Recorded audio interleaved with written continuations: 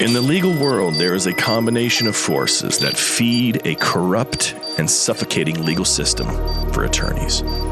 Law schools, law professionals, judges, and even the firms themselves for whom you work create a system, a matrix, if you will, that is nothing like what you thought when you passed the bar exam. The purpose of this podcast is to help you escape this legal matrix, leading you out of the proverbial desert to be free of the bondage of the matrix. Hosted by Bryce D. Nyer, attorney at law with over 30 years experience in the trenches of civil and criminal litigation at the state, federal, and international levels. He's a highly accomplished and resourceful legal professional, a true master of his craft, and he's here to help you get your life back. Here's your host, Bryce D. Nyer. All right. This is Bryce D. Nyer coming at you live from Fayetteville, North Carolina, home of Fort Bragg, where every day men and women don the uniform and do what? Wage war against the enemies that seek to take the very freedoms that we so often take for granted away from us. But that's not going to happen. Not here. I don't know who you got in your backyard, but we got the 82nd Airborne Division, 18th Airborne Corps, Special Forces, all those men and women. Yeah. Anyway, we got a great topic tonight. Guess what we're going to talk about? It's something that's probably going to draw some commentary. It's going to be this topic that we call forgiveness. I know. It's kind of hard to do, isn't it? It really is. So let's get right into it about this thing called forgiveness, because it's probably one of the hardest things that a man or woman, a human being, obviously, can do. Because it's hard. It's not only about just forgiving others, it's about forgiving ourselves for what we do or fail to do, or what we say or fail to say. So, diving into this, we see the news a lot about horrible tragedies like murders, rapes, things like that. And, you have to ask yourself, if something like that happened to one of my loved ones, would I be able to forgive that person for committing that crime against either me or one of my loved ones? Now, I've talked to a lot of people over my life, and for the most part, things like that, like if somebody murdered a child or murdered one of their loved ones, a lot of people said, no, I can't do it. And they should just be taken out and shot, strung up, whatever. And so forgiveness is a very, very difficult thing. And this comes to mind a lot. Again, I don't know which faith is, but in Christianity, where Jesus talks about forgive your enemies. And see, that's the difference. He, being who he is, at least in the New Testament, forgave many, including murderers, rape, people that committed sexually immoral crimes, thievery. I mean, you name it. And so you have to wonder, could you do it? Could you forgive somebody that did something really egregious to you? I see this quite a bit about this, no, I'm not going to forgive him thing.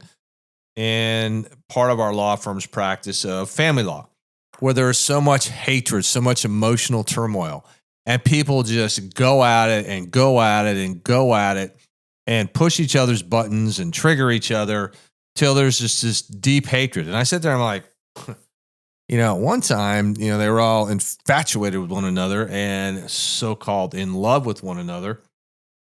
And of course, being in love, that's a topic for another podcast we're going to discuss about loving somebody or being in love with them. But getting back to forgiveness, can you do it? Because who is forgiveness for? Is it for the other person or is it for you? And then when you think about it, what act have you done or what words have you said that you hurt somebody and you realize you did it, would you not want to be forgiven? Now, I get most of you have not gone out and become a serial killer, serial rapist, or, committed violent crimes or done things that terrorists have done. I get that. A lot of you have not. But there are different levels and different degrees of crimes and of sin. Some sins are worse than others. I mean, to God, sin is sin, they're all bad, okay, all of them. But there are some that are worse than others. There's, a sin of lying, a sin of murder to me is clearly a worse offense than a sin of lying, at least here on this planet. So, I mean, when you think about it, part of the problem that I see in the world today is I don't know if we're very forgiving. Like even for just trivial things.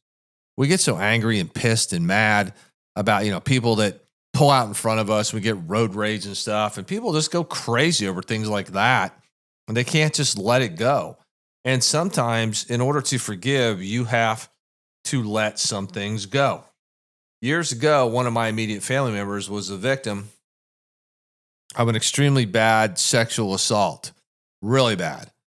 And the person that did it was somebody that I had worked with for almost 3 years. Now, I'm not going to get in all the details and I'm not going to get all the names.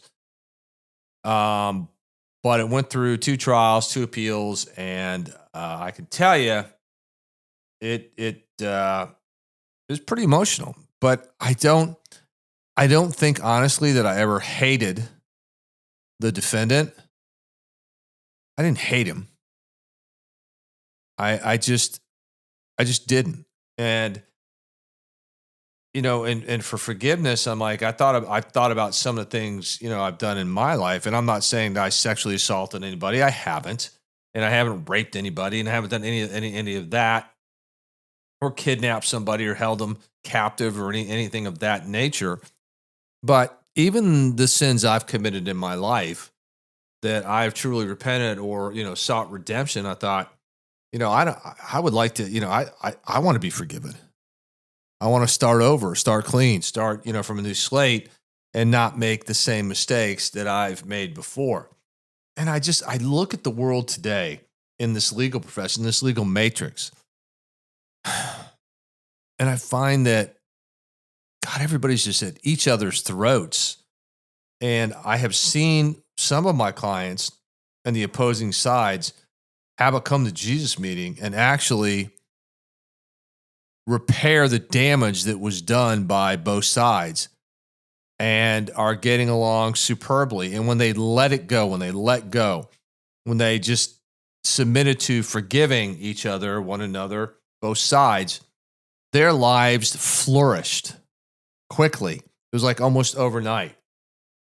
And I think, I don't think, I know from my experience that when you let it go, when you forgive a person, you're not so much doing it for them as you're doing it for yourself. Because when you let go and you're not holding it in, you're not harboring it, it doesn't have any power over you. But the longer you hate, the more that you seek revenge, it eats you alive. And it does. It eats you alive. So, there is good news for those that can forgive. I'm not saying you have to forget, and I'm not saying you have to be a doormat and walked all over. You can forgive somebody and they can still be held accountable for their actions. And some may go to prison, some may lose their friendship with you or whatever relationship you have. So there are consequences to our sins and what we do, we don't do, what we say or what we don't say. And given that, when you really forgive somebody, you're really freeing yourself. Then we get to this issue of self-forgiveness. Now, I would say I've struggled with this a lot in my life about forgiving myself for my sins and the wrongs that I've done. And I got to tell you, it's a hard thing to do. It's a really hard thing to do. I find it so much easier to forgive anybody that may have done something bad to me. But when it comes to forgiving myself for the stupid things I've done in my life, man, that's a struggle for me. It's a really, really intense struggle. Some people have asked me, how do you sleep at night? Well, for the most part, I toss and turn and, try and get comfortable. And I do the best job that is possible for my clients. And I feel I've accomplished some really great things in my life through the blessings of God and the assistance of others and my training and my skill sets. But at the times that I've done some pretty stupid things to myself or to others, man, trying to forgive myself and thinking about it, and you got to try not to live in the past. But I got to tell you, sometimes that's really, really, really difficult. Even in Scripture and Christianity, it talks about letting go of the past, seeking, redemption and forgiveness. And, it's a race, but sometimes for me, and maybe it is for you, I sit awake at night and I think about, man, I wish I hadn't done that. I wish I hadn't said that. And it's hard. The most difficult thing I've ever had to do on this topic of forgiveness is show myself some grace and forgive myself. It's exceedingly been difficult for me. It's still a battle for me. It's still a war for me. And a lot of my best friends and good friends will say, man, you're too hard on yourself. You gotta let up. You got to show yourself some grace. I mean, you're just human. You're not God. You are a human being with frailties, and you will do stupid things. And it won't just be like yesteryear. You're going to do more stupid stuff in your life. Then, depending, of course, what it is, that's a different story. But we all just we need to give ourselves a little bit more grace, and we need to extend that same grace to others. So I want you to think about this topic. I want you to think about this subject, because in today's world where there's so much calamity and the world's just on fire, sometimes we just need a little bit of forgiveness toward others and forgiveness for ourselves. And I truly believe that if we can get to that point for a lot of the people or things or ourselves in our own life, the quality of our life is going to really go a lot higher. And I'm not saying to be Pollyanna or happy-clappy about it. I'm just saying in my life, when I forgave others, it was a relief to me. And when I've reached the point on some things I've done where I've been able to forgive myself, it was a relief. The things I still struggle with, it's a battle. It's a thorn in my side. So I'm going to ask you, where in your world are you not showing forgiveness and grace to others? And where in your world are you not showing forgiveness and grace to yourself? If you think about this and you really write it down, and if you really turn that into an action word, forgiveness being an action word, a verb, and you forgive others and forgive yourself, I guarantee you, your life is going to be on the road to improvement and fulfillment. And that's good news. All right, this is Bryce and I. We've had a great evening, a great topic. We'll keep it a little short tonight. So again, where in your world do you need to forgive somebody, show some grace, and where in your world do you need to show yourself forgiveness and some grace? This is Bryce Dyer again, coming at you live from Fayetteville, North Carolina, home of Fort Bragg, and we are out of here.